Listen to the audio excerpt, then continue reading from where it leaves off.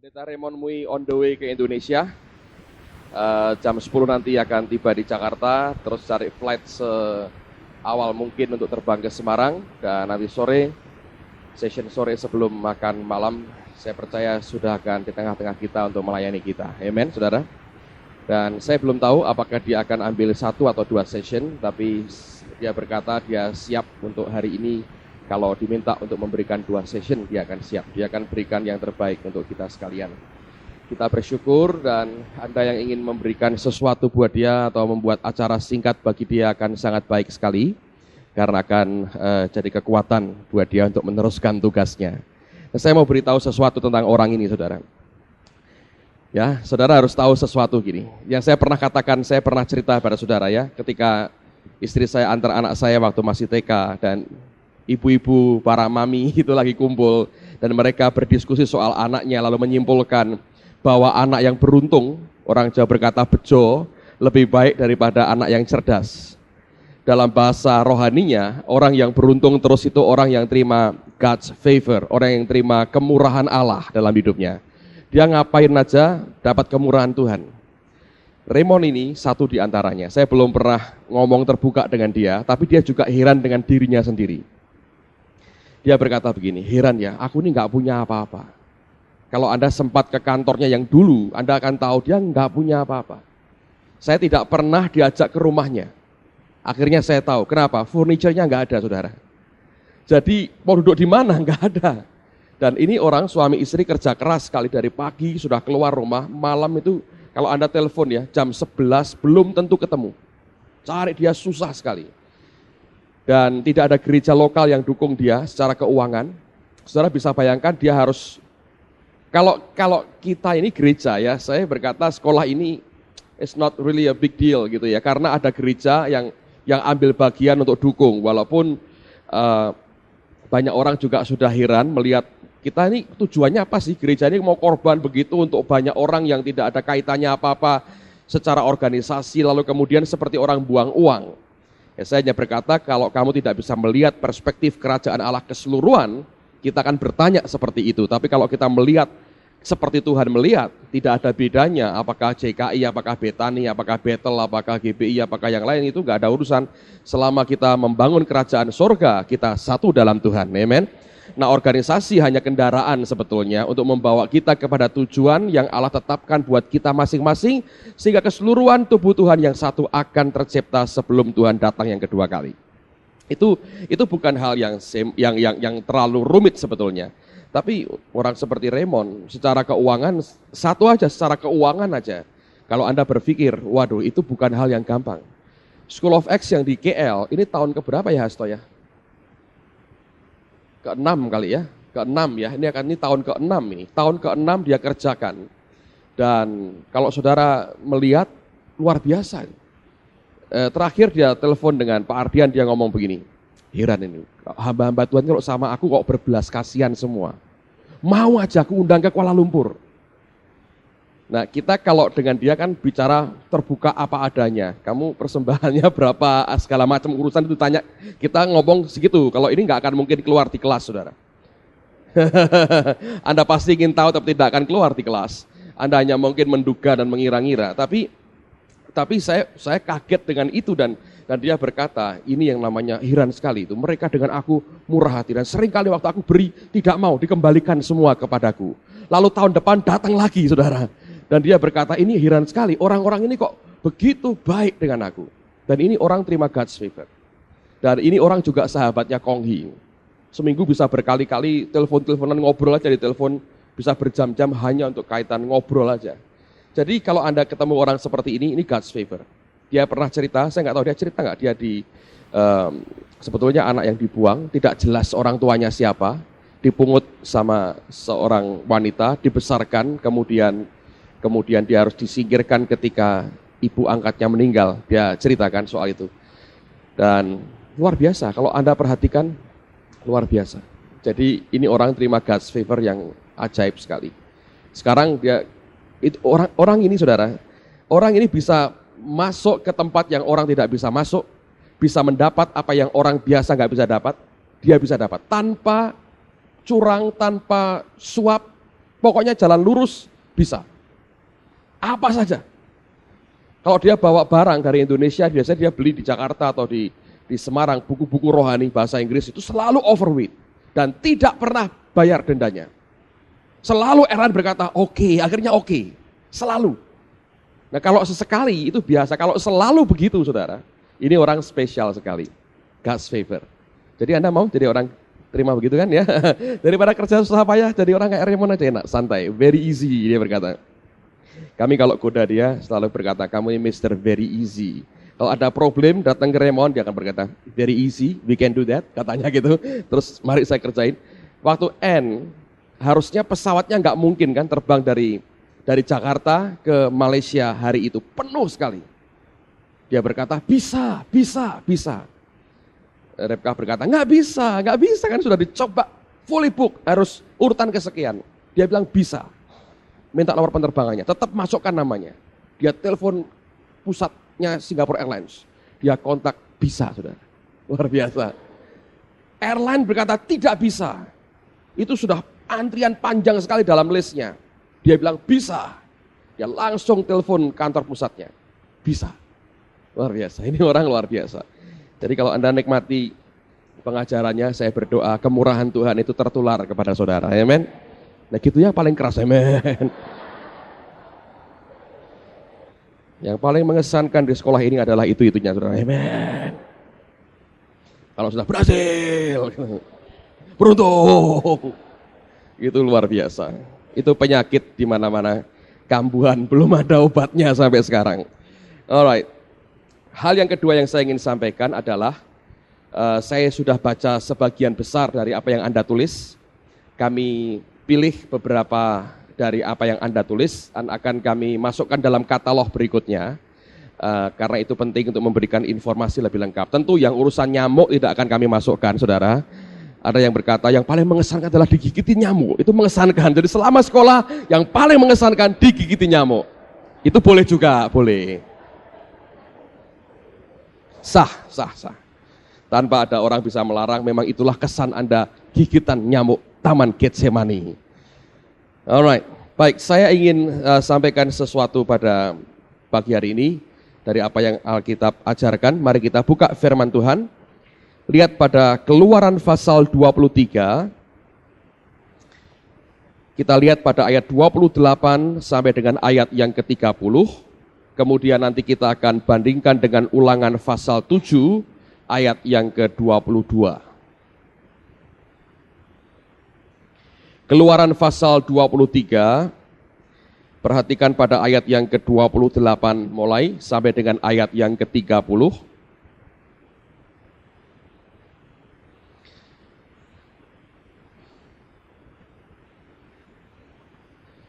Tuhan berkata begini, lagi aku akan melepaskan tabuhan mendahului engkau, sehingga binatang-binatang itu menghalau orang Hewi, orang Kanaan, dan orang Het itu dari depanmu. Aku tidak akan menghalau mereka dari depanmu dalam 1 tahun, supaya negeri itu jangan menjadi sepi. Dan segala binatang hutan jangan bertambah banyak melebihi engkau.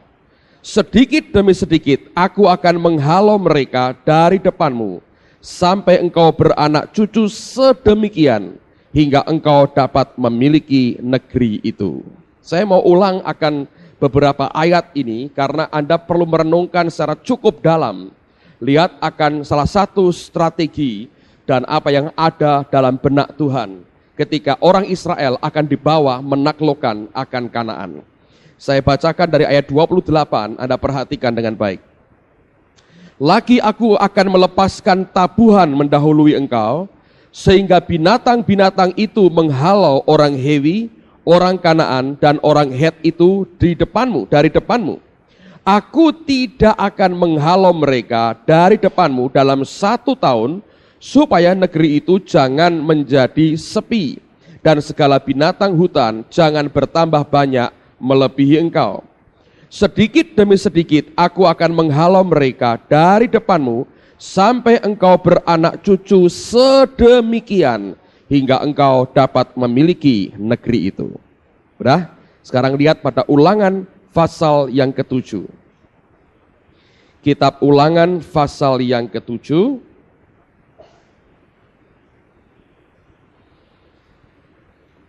Ulangan pasal 7 ayat yang ke-22. Tuhan Allahmu akan menghalau bangsa-bangsa ini dari hadapanmu sedikit demi sedikit.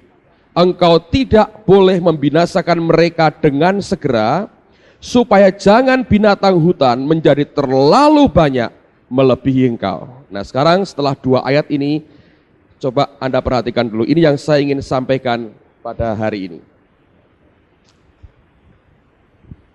Coba Anda lihat ya.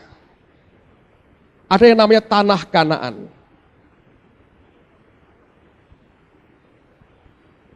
Atau tanah perjanjian.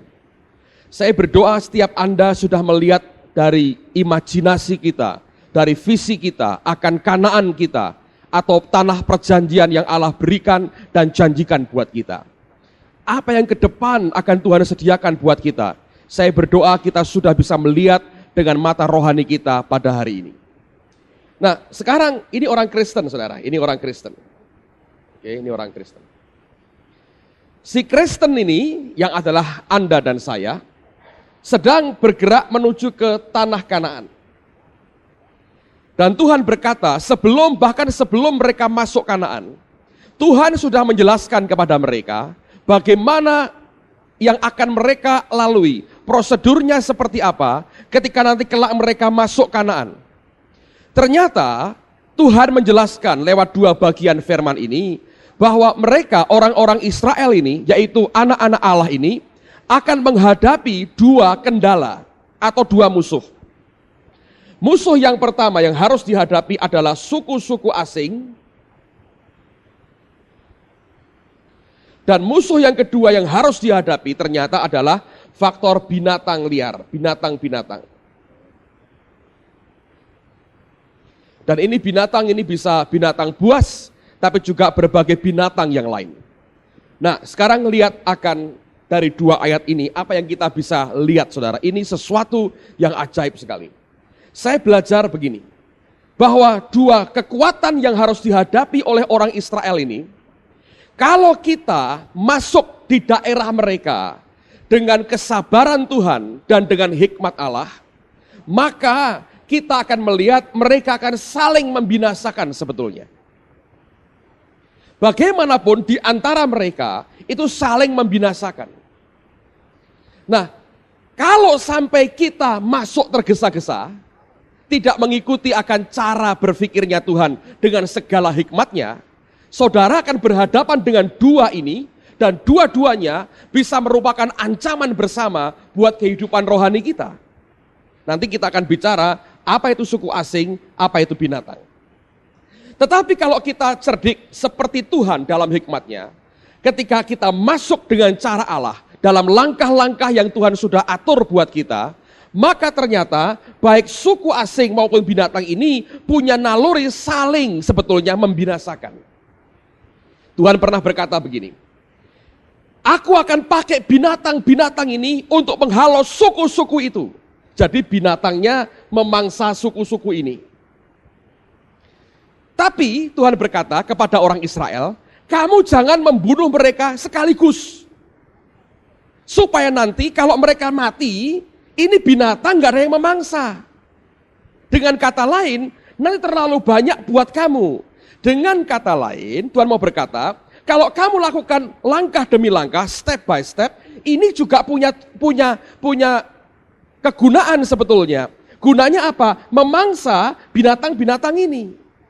Jadi antara binatang dan suku-suku asing yang dihadapi orang Israel, sebetulnya kalau kita masuknya tepat, mereka ini saling membinasakan dan menguntungkan kita. Dan saya berkata begini, suku asing adalah musuh di dalam kita, dan binatang adalah musuh yang di luar kita. Kita berhadapan dalam kehidupan kita, nanti kita akan lihat suku-suku asing ini punya nama, dan setiap nama itu punya arti, saudara. Dari arti nama-nama suku-suku itu kita akan tahu itu merupakan problem yang dihadapi kita setiap hari. Itu problem lebih banyak di dalam kita. Sedangkan tanah Kanaan dengan binatang ini merupakan challenge, tantangan di luar yang kita mesti juga taklukkan dan kuasai. Tapi saya belajar begini, bahwa persoalan yang kita hadapi sebagai orang percaya ada dua, yaitu yang di dalam kita dan yang di luar kita. Persoalan adalah dua, yaitu berupa batu di dalam kita dan semak belukar di luar kita. Saya pernah ajarkan yang di dalam kita mematikan, yang di luar kita membuat kita tidak bisa berbuah. Benih yang jatuh di tanah berbatu hanya percaya sebentar lalu kemudian dia mati. Benih yang ditabur di tanah yang bersemak duri akan tumbuh tidak mati tapi tidak berbuah, kata Tuhan Yesus. Nah, pola yang sama sebetulnya dihadapi oleh kita sekalian. Kalau orang Israel terlalu ganas membunuh orang-orang ini, dengan terlalu cepat dia habiskan semua, dia paksa habis. Ternyata tidak cukup untuk mereka kemudian menaklukkan binatang-binatang ini. Terlalu banyak buat mereka. Dan repotnya sebagian ini merupakan binatang najis yang mereka bahkan tidak boleh berhubungan sama sekali. Kalau terlalu banyak, tidak dimangsa oleh ini, maka ini akan kerepotan. Jadi Tuhan pakai binatang untuk menghalau suku asing. Suku asingnya juga dipakai untuk memangsa binatang. Karena binatang ini makanannya dia. Tapi binatang-binatang ini yang buas memangsa suku. Jadi Anda lihat, semua saling sebetulnya menguntungkan buat kita. Kalau segala sesuatunya kita lihat dengan cara pandang Allah, segala sesuatu itu akan dimanfaatkan Tuhan untuk menguntungkan kita. Anda boleh di tempat manapun, ditempatkan Tuhan di bawah siapapun. Kalau kita berjalan sesuai dengan iramanya Tuhan, segala sesuatu, bahkan musuh bersama pun akan dimanfaatkan untuk keuntungan kita. Nah, saya mau tunjukkan begini, saudara. Ini yang terjadi sebetulnya, karena Tuhan berkata, nanti kalau engkau habiskan terlalu cepat, maka binatang ini akan terlalu banyak buat kamu. Apa artinya? Artinya begini, pergulatan kita melawan musuh di dalam, sebenarnya menghasilkan kekuatan, menghasilkan pengalaman, menghasilkan akan koreksi diri yang bagus sekali. Dan masih banyak lagi keuntungan. Singkat cerita, kalau kita bisa berhadapan dengan orang-orang atau musuh di dalam kita sendiri, secara matang, secara baik, maka sebetulnya structure kita, kekuatan kita, muscle kita, otot kita, makin kuat, makin luar biasa. Semua pergulatan itu akhirnya membuat kita kuat. Kekuatan individu Kristen ini akan menghasilkan ekspansi luar biasa kepada dunia dan Kanaan akan dikuasai. Orang Kristen yang lemah, dia tidak akan pernah bisa menaklukkan dunia. Orang Kristen yang kuat, dia akan sanggup menaklukkan dunia. Saya melihat satu film, saudara. Dan ini yang terjadi. Saya tidak lihat utuh, tapi satu sequence, satu bagian dari film itu saya lihat dan itu mengesankan sekali. Ada seorang anak perempuan yang dalam kampusnya terkenal sebagai orang yang paling brengsek. Orang ini pemberontak, suka minum minuman keras, hidupnya kacau balau, dan dia tidak pernah senang melihat orang lain bahagia. Pokoknya ini troublemaker kelas berat, saudara. Troublemaker, apapun dia akan jadikan yang dia pegang masalah aja. Lihat orang seneng gak seneng, saudara. Orang seneng harus susah, itu goalnya dia. Ada orang pintar harus bodoh kayak dia. Jadi semua dikacau, ada ya orang kayak begitu, ada. Pokoknya ini troublemaker berat, kemanapun dia pergi, menyiptakan masalah. Di kampus yang sama, ada seorang mahasiswi, cerdas, hebat sekali, otaknya hebat. Tapi ini anak dari keluarga baik, yang terproteksi. Sedemikian terproteksi sehingga dia tidak punya kekuatan di dalam. Tidak pernah menghadapi benturan, tidak pernah menghadapi akan tekanan. Gampang putus asa, gampang nangis, gampang kecewa, gampang menyerah, tapi otaknya hebat. Mereka masuk di kampus yang sama, yang seorang pasti begitu hebat, berprestasi di sekolahnya, dalam berbagai macam kegiatan di laboratorium, dia bahkan bisa menghasilkan banyak penemuan-penemuan yang pada levelnya dia sudah luar biasa. Tapi si troublemaker ini tidak pernah senang lihat temannya jenius. Apapun yang dikerjakan disabot, saudara. Apapun. Ngeri sekali. Sampai ke hal yang pribadi, lokernya dibongkar, dicoret, dikasih pilok, diganggu semuanya. Dia masuk laboratoriumnya dirusak, bahannya sudah dirubah, diganti campuran yang lain. Pokoknya dikacau semua. Dan itu berlangsung bertahun-tahun. Dan akhirnya pada suatu hari, si troublemaker ini mabuk berat. Dan saking mabuknya dia mati karena kecelakaan. Gak terlalu jelas matinya kenapa, pokoknya dia mati tragis sekali dalam keadaan mabuk berat. Lalu kalau di Amerika itu kan setiap kali pemakaman akan dibuat, itu ada di mana keluarga yang atau teman-teman yang ingin memberikan kalimat-kalimat atau perkataan kenangan kepada almarhum atau almarhumah maju ke depan dalam gereja lalu ngomong tentang orang ini. Biasanya yang diomongkan yang baik-baik. Oh ini orang luar biasa begini-begini. Saya pernah beberapa kali lihat di Indonesia dibuat seperti itu. Jadi yang meninggal ini dikenang oleh teman-temannya dengan cara mereka maju ke depan, lalu kemudian mereka bicara, oh saya kenal orang ini, bapak ini atau ibu ini sudah sekian tahun dan kasihnya luar biasa, cintanya kepada Tuhan luar biasa. Pokoknya yang bagus-bagus diomongkan soal ini. Itu untuk mengenang, lalu kemudian supaya keluarganya yang ditinggalkan itu merasa ya sudahlah mati tapi meninggalkan kenangan yang baik. Dan itu merupakan bagian daripada sopan santun mereka. Nah akhirnya dipersilahkan beberapa orang maju ke depan kalau ada yang mau untuk memberikan akan sambutan. Yang pertama maju itu orang yang teman juga sama troublemaker-nya, saudara. Jadi sahabat dalam menimbulkan kesulitan orang lain maju ke depan dulu, saudara. Dia ngomongnya sembarangan. Pokoknya ini teman ini dia ini iri, dengki, ini orang ini jahatnya luar biasa, begini-begini. Tapi ini yang ngajari aku untuk jahat juga katanya. Nah, aku senang sama dia karena aku bisa jahat bareng-bareng sama dia. Ada teman jahat katanya gitu. Ya orang troublemaker ngomongnya begitu di gereja, saudara. Udah. Kemudian yang lain mendengarkan dengan berkata ya pantas ini temannya yang modelnya sama. Tapi kemudian satu mahasiswi yang jenius tadi, dia maju ke depan. Orang berpikir, wah ini lebih sadis ngomongnya ini pasti.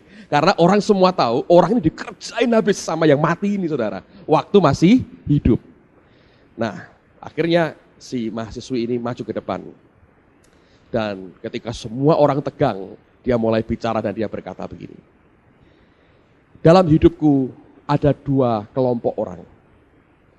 Kelompok pertama adalah mereka yang mengasihi aku dengan luar biasa. Mereka selalu menggandeng aku, nuntun aku. Kalau aku jatuh, mereka bangunkan, angkat aku lagi. Kalau aku susah, mereka menghibur. Kalau aku kekurangan, mereka memberi. Kalau aku sakit, mereka mendoakan aku, memberi aku obat. Mereka merawat aku dengan baik.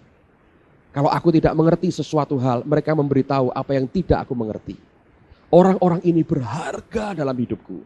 Oleh karena apa? Kasih mereka begitu tulus, begitu luar biasa. Sebagian dari Anda kan menulis begitu kan ya. Ada yang menulis pokoknya merasa ini merupakan tempat persahabatan yang luar biasa di sini. Ada cukup banyak yang menulis begitu dan itu membuat saya senang. Bagus saudara. Lalu kemudian dia berkata, tapi ada kelompok kedua dalam hidupku. Mereka inilah orang yang membuat aku jadi kuat. Mereka menentang aku, mereka menantang aku setiap hari. Mereka mencoba mengacaukan hidupku setiap hari. Tapi itu sebetulnya sumbangan besar untuk membuat aku kuat. Sampai dengan keadaan seperti sekarang ini. Kalau aku hanya terima bagian yang pertama, mungkin aku tetap jadi orang yang cerdas. Tapi aku tidak punya kekuatan batin. Tapi orang-orang kedua inilah yang setiap kali menantang aku. Setiap kali mencoba menjegal aku. Setiap kali membawa kesulitan dalam hidupku. Ternyata aku belajar ketika aku renungkan, merekalah pahlawan-pahlawan yang membuat aku jadi kuat seperti sekarang ini. Dan temanku yang mati ini adalah pemimpin dari kelompok kedua tadi.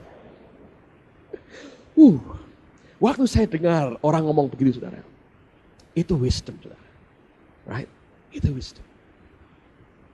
Saya mau beritahu saudara, teman-temanmu yang paling menjengkelkan engkau selama 6 bulan ini, itu adalah jenderal-jenderal kelompok kedua buat saudara. Ya. Coba kalau hidup kita tanpa kesulitan menghadapi di dunia. Kalau di surga Anda tidak perlu dijegal, dimasalahkan saudara. Ya, di dunia ini kita berhadapan dengan sesuatu yang tough, yang berat, yang keras. Dan itu fakta kan.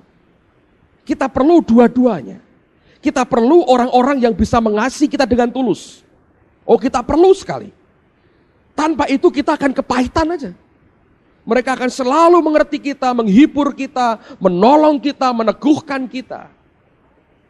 Tapi rupanya kita harus juga menyadari, orang-orang yang paling menyakiti kita, ternyata itulah mereka yang memberikan andil, membuat kita jadi kuat bersama dengan Tuhan, saudara. Amen, saudara. Makanya Tuhan berkata, nikmatilah suku-suku itu sedikit demi sedikit. Kalau habis, kamu tidak punya alat kekuatan. Nanti binatang buas di luar sana terlalu banyak bagimu. Kalau setiap kali engkau harus bertempur dengan mereka, hadapi mereka sebagai alat untuk kekuatanmu. Jangan engkau hanya ingin berkata, aku pokoknya mau mereka hilang. Nah, banyak orang Kristen begitu kan. Ini problem muncul. Kita berkata, pokoknya aku mau ini hilang. Tuhan berkata menghilangkan itu gampang. Aku bisa menghalau mereka. Aku sudah berikan tanah mereka kepadamu. Persoalannya adalah mereka itu kamu butuhkan. Tahun lalu saya ke Singapura. Saya diundang Kong Hee ikut seminar di Singapura. Dia undang John Avancini yang akan datang ke gereja bulan depan. Akhir bulan November John Avancini akan datang. Robert Sladden mengatakan bahwa John merupakan rasul Tuhan dalam urusan keuangan. Dan orang ini berani sekali, saudara. Kalau Anda punya jemaat, kenapa saya undang John Avancini? Saya ngomong terus terang. Saya ingin melihat di tengah-tengah kami, banyak orang atau semua orang dalam gereja diberkati. Itu aja. Saya percaya begini, di tengah Mesir babak belur, saudara, tetap ada Goshen. Amen. Saya nggak urusan Indonesia mau babak belur, mau apa, yang penting ada Goshen. Dan dari Goshen itu kita bisa memberkati seluruh bangsa, bahkan seluruh dunia.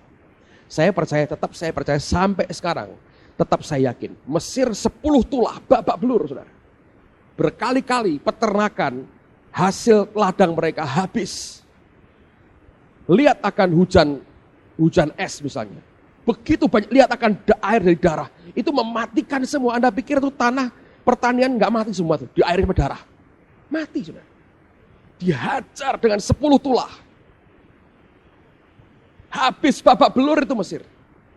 Tapi tetap ada Goshen yang tidak pernah kena malapetaka sedikit pun. Amen. Nah, John Avancini ini dia berkata begini. Suatu hari dia ikut sebuah seminar. Dia dengarkan seorang hamba Tuhan sedang khotbah. Lalu si pendeta yang masih muda ini berkata begini. Tolong tulis dalam sebuah daftar, dalam kertas kecil. Siapa sebetulnya orang yang paling menyulitkan kamu dan paling menyakiti hatimu, yang paling membuat kamu bermasalah? Tulis orang-orang itu. Lalu si John tulis namanya. Ternyata ada juga orang-orang yang membuat sebel, yang menjengkelkan, yang kalau bisa Tuhan angkatlah nyawanya dari tubuhnya gitu ya, supaya tidak membuat dunia tambah rusak. Lalu kemudian ketika ditulis semua, si pendeta berkata, saya mau beritahu saudara, mereka itulah yang sebetulnya membuat kita jadi kuat. Lalu ketika si John berkata, waktu saya lihat lagi tulisan ini, saya berkata, iya Tuhan, terima kasih untuk orang ini. Menyebalkan, tapi engkau pahlawanku.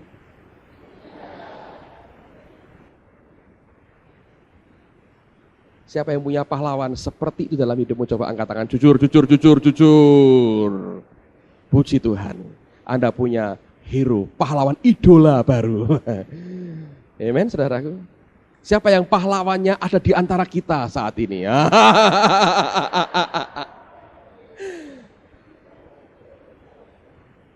Perlu basuh kaki lagi? Alright. Nah, saya mau beritahu saudara, ini hukumnya. Ini hukumnya.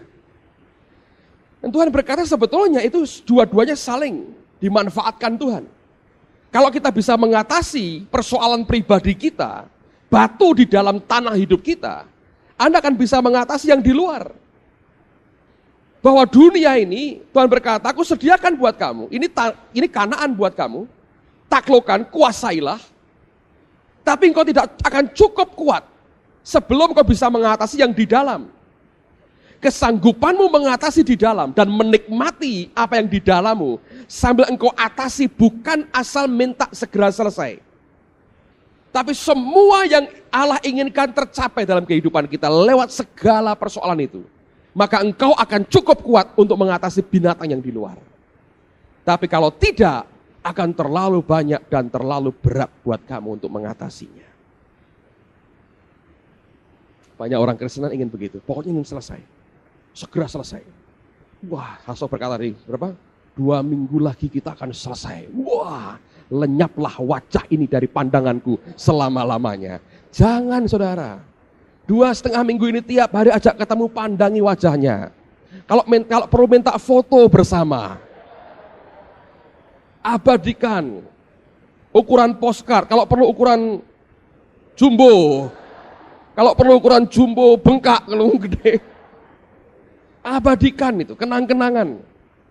Tidak, jangan kau lupakan seumur hidupmu. Katakan engkau yang membuat aku jadi kuat. Kalau engkau jadi presiden 1 kali, beri dia medali 1 kali. Penghargaan tertinggi yang membuat engkau jadi kuat. Amen. Ada 2 sahabat di tengah-tengah kita. Sahabat yang care kita, yang peduli dengan kita, yang mengasihi kita, yang memberi. Ada sahabat lain yang muncul dalam bentuk lain. Selalu menikam dari belakang, menggosipkan kita, menendang pantat kita, merampok uang kita, mencaci maki kita, menfitnah kita, jodohin kita sama orang yang tidak kita senangi.